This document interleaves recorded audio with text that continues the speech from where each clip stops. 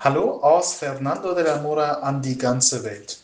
Jetzt fragt ihr euch bestimmt direkt schon am Anfang, was oder wer oder wo ist Fernando de la Mora? Und das kann ich eigentlich genau jetzt einblenden. Und zwar liegt Fernando de la Mora zwischen Asunción und San Lorenzo. Jetzt ist natürlich die bessere Frage auch an der Stelle, wo liegt San Lorenzo? San Lorenzo ist eine Stadt direkt an Asunción dran. In dieser Stadt befindet sich auch der Hauptcampus der UNA, der Universidad Nacional de Asunción, an der ich auch studiere. Diese Woche war meine erste Woche an der UNA und zwar ganz genau am Ingenieursfachbereich. Und dort habe ich sehr, sehr schöne Erfahrungen gemacht. Ich habe bei der Einführungsveranstaltung sehr, sehr tolle Menschen kennengelernt, seien es Professoren oder andere Studierende aus anderen Ländern, die ebenfalls zeitgleich mit mir ein Auslandssemester machen. Und mit dieser Gruppe habe ich mich jetzt eigentlich auch schon sehr gut eingefunden. Und von hier, meinem neuen Zuhause in Fernando de la Mora, ist es nicht besonders weit bis nach San Lorenzo, bis zum Hauptcampus der UNA. Ein kleines Problem ergibt sich erst dann, wenn man sieht, dass die Ingenieursfakultät, der Ingenieursfachbereich tatsächlich nicht nur in San Lorenzo ist, sondern auch ein Gebäude hat mit Laboren und Vorlesungsräumen in Luque. Das ist nicht so weit entfernt. Es gibt einen Bus von der Universität, die zwischen den beiden Campussen fährt. Und das ist schon mal eine gute Nachricht für mich. Wie sah jetzt mein erster Tag aus? Wir haben uns zuerst eingefunden. Uns wurde der Campus gezeigt. Das Standardzeug. Dann haben wir ein Foto gemacht mit der Flagge der Uni oder des Fachbereichs. Im Anschluss wurde mir und einem anderen Studenten gezeigt, wie so der Campus in Luque ist. Und da haben wir auch nochmal gesprochen wegen den Kursen, weil bei mir 2 Kurse gestrichen wurden, weil sie dieses Semester einfach nicht stattfinden. Und so habe ich mir auch andere Kurse aussuchen können. Problem wäre nur gewesen, dass ich jeden Tag nach Luque und zurück hätte müssen. Und das wäre nicht so schön, wenn man dann einen Kurs pro Tag hat, jeden Tag. Und deswegen habe ich das Angebot bekommen, auch bei einem weiteren Fachbereich mitzumachen. Und zwar beim Fachbereich für Polytechniker. Ich weiß nicht, wie man das übersetzt. Jedenfalls gibt es da ähnliche Studienangebote.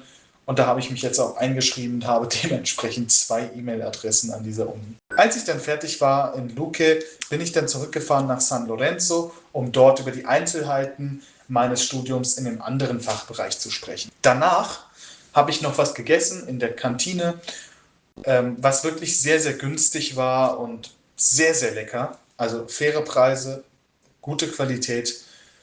Und ich habe mich dann noch so ein bisschen am Campus hingesetzt, bin ein bisschen zur Ruhe gekommen. Und danach bin ich mit dem Uber nach Luque gefahren, weil kein passender Bus gefahren ist.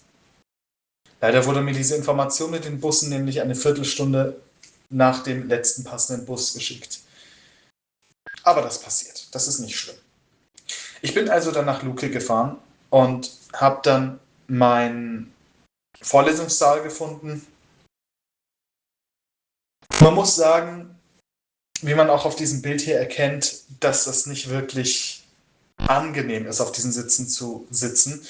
Die Tische sind nicht verstellbar, die Sitze sind starr, aber das mit denen kenne ich auch schon aus Deutschland. Dass die Tische sich nicht bewegen lassen, ist für mich neu, aber das ist jetzt kein Weltuntergang. Was ich wirklich großartig fand, waren die Vorlesungen.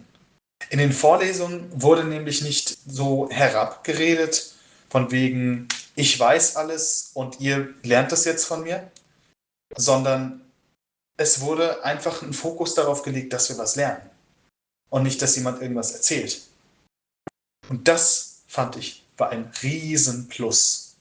Es gab Dinge, die ich im Verlauf meines Studiums in Deutschland nicht verstanden hatte, obwohl ich auch die Klausuren bestanden hatte. Aber hier setze ich mich 60 Minuten lang in einen Kurs und habe das dann verstanden.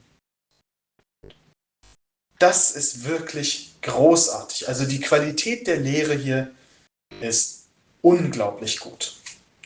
So gut, dass ich auch schon ein bisschen überlegt habe, mein Studium hier fortzusetzen. Aber mit welchem Geld? Vielleicht werde ich deswegen auch wieder zurück nach Deutschland gehen, höchstwahrscheinlich, um dort dann wieder mein Studium fortzusetzen mit neuen Erkenntnissen. Vor allem ist es aber nicht so wie in Deutschland, dass am Ende einer Vorlesung geklopft wird auf die Tische. Manchmal wird applaudiert, manchmal passiert gar nichts. Am Ende verabschiedet man sich aber individuell beim Dozenten. Manchmal durch Händeschütteln, manchmal durch ein einfaches Ciao und dann geht man seinen Weg.